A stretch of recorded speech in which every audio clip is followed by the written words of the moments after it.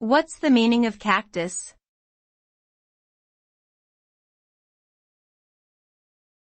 Cactus.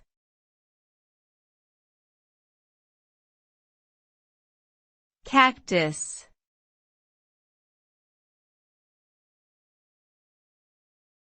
Cactus.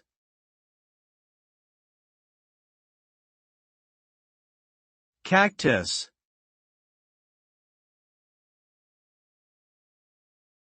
The term cactus refers to a type of succulent plant that is typically characterized by its fleshy stem, spines, and ability to store water. These plants are adapted to survive in arid environments, such as deserts, by conserving water and utilizing their spines to deter potential predators. Cacti come in a variety of shapes and sizes, with some species even producing beautiful flowers. Overall, cacti are an interesting and unique type of plant that have fascinated people for generations.